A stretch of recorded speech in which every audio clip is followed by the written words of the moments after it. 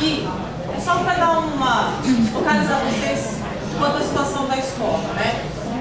A escola tem cerca de 400 alunos, então eu dei uma perguntada aqui pro pessoal, uma realidade um pouquinho diferente de algumas escolas de vocês, do interior. E embora a gente esteja na metrópole, aparentemente, assim, acho que a ideia é de que as coisas vão funcionar melhor, parece que os entraves são maiores. Né? A gente está aí lutando há mais de um ano para conseguir toda a infraestrutura para poder ter o UCA funcionando. E hoje a gente tem a seguinte realidade: não temos internet wireless, nunca funcionou nos nossos equipamentos, não temos como carregar esses equipamentos, temos os carrinhos, mas não temos a infraestrutura para carregar eles. Então o trabalho do Jamil, da escola Jamil, é bastante limitado. Mas mesmo assim, a gente tem uma equipe bastante esforçada, né? Uma equipe que abraçou a capacitação dos professores, a formação. E a escola tem basicamente dois grupos de professores. Os professores, os docentes da casa, contratados ou não, ou efetivos, das disciplinas, dos componentes curriculares, e um outro grupo das oficinas da escola de tempo integral.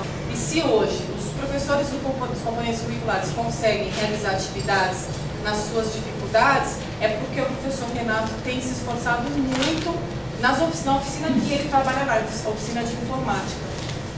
E aí os alunos já se apropriaram muito bem do equipamento, mais rapidamente do que os professores. A infraestrutura da escola não é compatível com isso, né? São detalhes que a gente precisa realmente. Aí chegamos na conclusão de a gente esvaziar duas salas, uma em cima e uma embaixo, e centralizar tudo lá.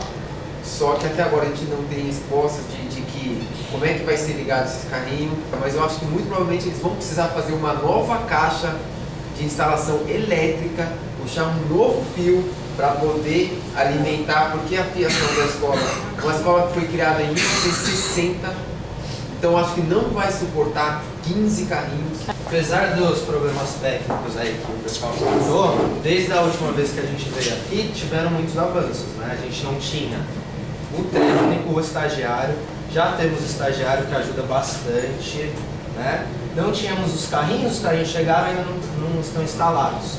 E além disso, a gente está avançando no curso de formação do MEC, e isso está dando um gás bem interessante para os professores que nem não tinham chegado perto dos computadores ainda, já estão usando. Então o projeto está se estendendo de forma bem bacana pela escola toda, né? O ensino médio, que usava menos os computadores, agora já está tendo um contato maior com os computadores, e eu acho que o projeto está se desenvolvendo legal, apesar dos problemas técnicos que o pessoal apontou. Porque a gente está conhecendo mesmo, né? Nós ainda não trabalhamos realmente com um computador por aluno, a gente trabalha com 40 computadores que os alunos revezam. Então ainda não é um computador por aluno. O projeto era um projeto de reforço de matemática e seria interessante a gente, todas as oficinas curriculares, desenvolver temas relacionados à matemática de alguma forma. Em informática, eu resolvi usar o KS Spread, né? Mas como a ideia era exercitar as habilidades matemáticas, nós utilizamos os boletins, as notas deles. Eles fizeram primeiro no papel, calcularam isso para a gente treinar as habilidades matemáticas deles realmente, né? Fizeram os cálculos das próprias notas, das próprias médias, e depois a gente começou a explorar o KS Spread, né? Isso aqui não é uma coisa tão simples para um aluno que não tenha contato antes com o Excel, por exemplo, com um programa de planilha, né? Porque a gente sabe que para fazer uma média dessa, tem que inserir uma fórmula. Um aluno de sexta série muitas vezes teria dificuldade com isso, né? E eles fizeram bem, eles conhecem o programa hoje. Exploramos gráficos, uma atividade que eu fiz sobre o Orkut com eles, explorando as áreas de interesse deles no Orkut. São as formas como a gente vem explorando o KS Spread. CalWord. Esse foi o primeiro trabalho que eu fiz, que eu é até bom ficar com a referência, que eu usei como base esses quadrinhos, que são quadrinhos que estão disponíveis nesse site Internet Responsável. Tá? São quadrinhos que falam sobre segurança e cidadania na internet. como que nós fizemos esse trabalho? Eu desenvolvi com a quinta série, foi um trabalho foi simples, mas foi interessante porque conscientizou os alunos bastante em relação a essas questões de internet. Nós lemos esses quadrinhos, fizemos debates, eles apresentaram seminários, cada grupo de acordo com o tema que foi explorado por eles. A gente utilizou o Kword para construir versinhos simples, quinta série, versinhos sobre os temas que o quadrinho tratava. Só um comentário, o que eu me deparei, eu pensava que os alunos, que é um meio consenso comum, né, que os alunos eles dominariam esses programas com uma facilidade e etc. Assim que a gente começou, eu vi que a facilidade deles, ou da maioria, é restrita ao Orkut e MSN, principalmente ao Orkut. Então quando a gente pega um programa desse, eles não sabiam, por exemplo, fazer uma diagramação simples dessa, eles não sabiam, a gente desenvolveu. Fizemos vários outros trabalhos no Kword. Hoje em dia eles conseguem escrever um texto no editor de texto, fazer uma diagramação bem bacana, com espaçamento, tamanho de fonte e etc. Né? O trabalho que a gente fez com o Webcam foi um trabalho tentando integrar a nossa festa junina. A gente queria integrar o UCA à nossa festa. E o que a gente pensou em fazer então? A gente usou o Paint, a Webcam e o Paint, para fazer bandeirinhas personalizadas para eles, tá? Então eles construíram essas bandeirinhas. Na nossa festa junina, a gente imprimiu todas essas bandeirinhas e ao invés das bandeirinhas convencionais, a gente colocou essas, né? E foi interessante porque eles se reconheceram, né? Eles se reconheceram na festa junina que eles mesmos construíram. Foi um trabalho legal para a autoestima deles, foi um trabalho bacana para conhecer os recursos de imagem do UCA. O TuxPaint aqui. Esse é um trabalho que foi realizado pela professora de História e de Orientação, Estudo e Pesquisa. Ela trabalhou com leitura de texto, com pesquisa na internet, sobre a condição do Rio Tietê, em São Paulo. E aí ela resolveu utilizar, depois de realizar toda a pesquisa, etc., ela resolveu utilizar o TuxPaint para fazer ilustrações. Então ela pediu para que eles fizessem uma idealização do Tietê antes da urbanização e pós-urbanização. Nós não temos a rede de internet, mas nós temos o acesso. São Paulo tem internet. É um laboratório de informática.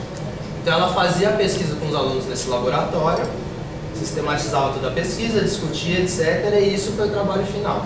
Tá? Inclusive ela montou o texto utilizando essas imagens como ilustração dos textos dos próprios alunos. Esse é um trabalho de artes plásticas que foi realizado também com o TuxPaint. A professora de artes, a professora Ana Patrícia, ela pediu para que os alunos reproduzissem telas de artistas já consagrados, né? Mondrian, Romero Brito, Tarsila do Amaral. Depois de fazer esses quadros, a tarefa, associando com o UCA, era reproduzir esses quadros através do TuxPaint. Trabalho de culturas populares que a gente apresentou no último encontro. Tá? Esse trabalho seria o quê? Todas as oficinas pedagógicas do período da tarde iam centrar as atividades em culturas populares. Aqui é uma oficina de produção de brinquedos e brincadeiras populares. Brinquedos com materiais reutilizáveis, recicláveis, etc. Esse de brincadeiras foi para atividades artísticas, de personagens folclóricos foi orientação de pesquisa e de lendas urbanas, que foi a professora de artes que desenvolveu. Então, o trabalho final seria o telejornal, que já estava programado antes do último encontro.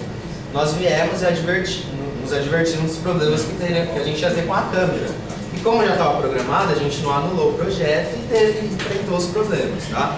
A gente teve problema com o som, que já era esperado. Né?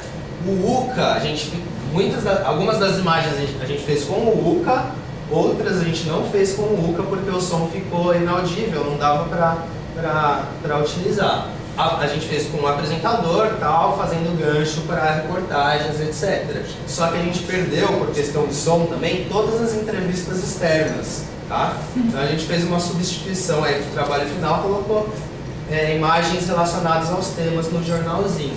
Então a oitava série, eles fizeram uma sala do SUS, né? E o professor de arte estava com ele. Então a sexta série fez os brinquedos, a professora de atividades esportivas estava com ele. E o Renato ficou responsável pela cobertura do evento com a sétima série através do Luquinha. Tem até o banner ali que foi apresentado na Feira de Tecnologia da Zona Leste. O jornal foi apresentado lá, a professora Flávia apresentou. Então foi um projeto experimental, né? Cheio de problemas, mas cheio de aprendizagens também. Eu pretendo fazer uma próxima edição até o final do ano e espero que seja mais completa.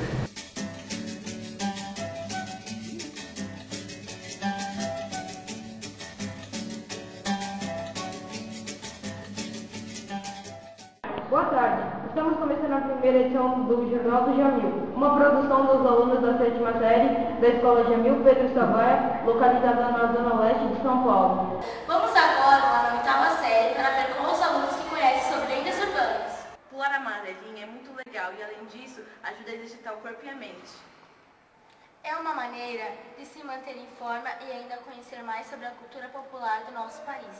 Até o próximo Jornal do Jamil. Até lá. A gente perdeu o teor informativo do jornal porque as reportagens se perderam, mas foi bem interessante. Eu acho que eles gostaram. Quem fez a edição do jornal? Fui eu. Eu usei o Sony Vegas. Eles fizeram toda a gravação, a filmagem. Eu separei os grupos de acordo com os temas. A gente separou as funções, então tinha os apresentadores, tinham 5 repórteres. Só que a gente perdeu muitas dessas reportagens, então acabou ficando só 2 garotas. Por que vocês perderam? O que aconteceu? Por causa do áudio. Ah, o áudio. O áudio. Da máquina. Do laptop.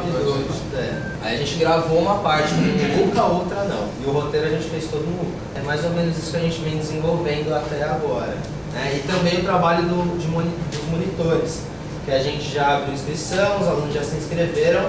Agora a gente vai os professores vão se reunir para escolher, né, abrir para a sala e escolher, a gente está decidindo ainda. Perspectivas para o próximo ano. Acho que é continuar a formação, porque agora a gente está no 4º módulo do curso online e já tem muitos professores já estão se empenhando, né? Eu acho que continuando a formação vai atingir um público maior, estender mais para o ensino médio, né? Esperar o aparato técnico para ampliar o programa mesmo. Então a gente tem muito provavelmente uma atividade muito grande dos professores com relação a essa aí. Os professores sentiram essa necessidade de que às vezes só 50 minutos não dá, na hora que está começando a empenhar, aí acaba. A gente consegue fazer muito mais coisas com o ensino fundamental, principalmente a escola de tempo integral, porque a gente tem uma mobilidade para mexer nesse horário entre os professores. Então a maioria dos nossos trabalhos a gente consegue desenvolver com eles. A gente conseguiu já disponibilizar, por exemplo, para o ensino médio, eles se empenharam. A professora de biologia fez um trabalho sobre dengue com eles, né? Tabulou isso numa tabela do K-Split, elaborou gráficos e eles também se empenharam. Então tudo isso a gente tem feito, independente das nossas dificuldades, e tem dado certo, temos obtido resultados positivos, né? A partir do momento que chegou a estagiária, a gente passou a circular mais com os computadores pela escola, que eu acho que também foi um avanço, né? Porque ela já carregava tudo, já deixava tudo pronto, então agora a gente já está usando em todos os ambientes da escola. Os nossos primeiros passos, tanto é que como a Flávia falou, essa utilização deles, principalmente no fundamental, você entregar para eles, assim, os professores até ficaram assustados porque eles já têm muita facilidade. Porque o próprio professor Renato já entrava na sala que a gente fez, disponibilizou também, eles entravam e já faziam toda essa experimentação. Inclusive, o primeiro programa, eu comentei, o primeiro programa que eu usei é o CalWord, que ele é mais simples, né? E o último trabalho que eu fiz foi esse da planilha do Excel, que já é mais complicado. E eu senti a diferença. O CalWord, a primeira vez, eles pegaram com uma dificuldade tremenda. O último trabalho que eu fiz com a planilha, expliquei, foi. Então a gente já vê o que tá surtindo efeito. A gente tem 5, 6 servidores, da qual você fala assim, é um sistema só que é o Intragov, alimentando basicamente 5, 6 salas de computação. Porque fora as nossas salas, fora a sala SAR, a sala do acesso, os computadores do administrativo, nós temos 2 salas de computação da ETEC à noite, que é administrado tudo por um ponto só. Então você imagina, na hora que chega na sala SAI, subdivide. Da sala SAI chega para lá, subdivide. Quando a gente chega, às vezes, para a gente fazer a formação com os professores, Para a gente entrar no ambiente do eProInfo, 5 máquinas ligadas, não entra. A gente sabe que o Quinha, né, eles têm essa rede iMesh, que é uma rede que eles conseguem se comunicar, né, entre eles, entre os próprios Quinhas. Então a gente precisa dar uma pesquisada a mais para ver se consegue e também ver se a gente consegue utilizar o servidor aí para poder, né, arquivar isso daí.